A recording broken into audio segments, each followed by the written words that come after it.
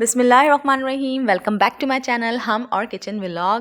کیسے ہیں آپ سب لوگ؟ الحمدللہ میں بالکل ٹھیک ہوں اور اللہ سے دعا ہے کہ آپ سب لوگ بھی ٹھیک ہوں۔ تو آج کے ولاگ میں نے شروع میں اپنے گھر کی ڈیلی روٹین کے جو کام ہوتے ہیں وہ اس کے کلپس ایڈ کر دیے۔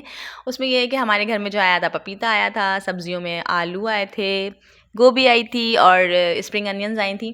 تو یہ تمام چیزیں مجھے کٹ کر کے صاف کر کے جو ہے ان کی جگہ پہ رکھنی ہوتی ہیں، اور یہ بہت ہی ضروری کام ہوتا ہے۔ اگر آپ یہ تمام کام جلدی جلدی کر لیں تو جو آپ نیکسٹ ڈے جو ہے آپ کو آسانی ہو جاتی ہے۔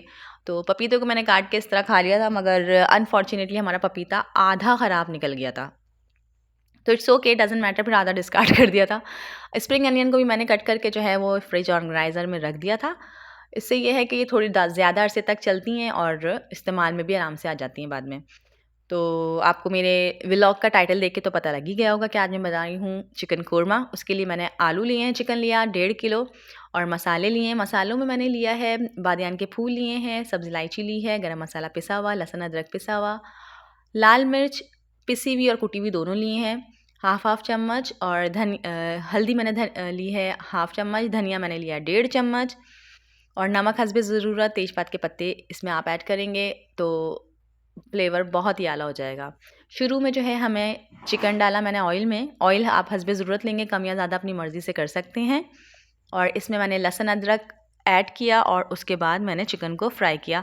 چکن کو اتنا فرائی کرنا ہے کہ اس کا کلر تقریباً جو پنک ہو رہا ہوتا ہے وہ وائٹ ہو جائے، بہت زیادہ اوور کوک نہیں کرنا اس اسٹیج پہ۔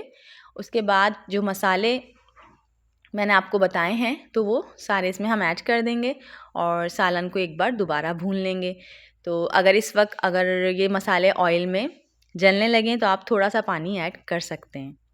اس کے بعد انین جو قورمے میں یوزلی ڈل رہی ہوتی ہے تو وہ میں نے الگ سے فرائی کر کے رکھی ہوتی ہے نارملی، تو وہ میں نے لے کے جو ہے امام دستے میں کوٹ لی ہے۔ بہت باریک میں نے نہیں پیسی تھی، اس طریقے سے امام دستے میں نے کوٹ لی ہے۔ اور دہی میں نے لیا ہے 1 کپ سے تھوڑا زیادہ ہے، اس میں ساری انین کو مکس کر کے مسالے میں ایڈ کر دیا ہے، اور اب اس کو اچھی طریقے سے چمچ چلا لیں گے ہم۔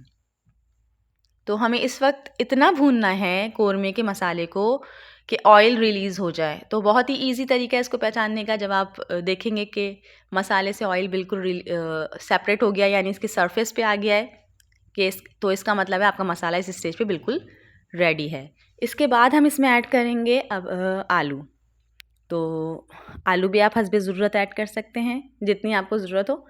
تو میں نے جو ہے وہ 4 یا 5 بڑے آلو لے کے اس کو دھو کے اسکوائر پیس کر کے وہ ایڈ کر دیے تھے۔ اور اس کے بعد ہم اس میں پانی ڈالیں گے، وہ بھی حسب ضرورت، آپ کو جتنا شوربہ رکھنا ہے سالن میں وہ آپ اس لحاظ سے پانی ایڈ کر دیں۔ تو ہماری یہ یمی ریسیپی چکن قورمہ کی ریڈی ہو گئی ہے۔ اگر ریسیپیز اچھی لگ رہی ہیں تو لائک شیئر سبسکرائب کریں، اپنا بہت خیال رکھیں، دعاؤں میں یاد رکھیں۔ اللہ حافظ۔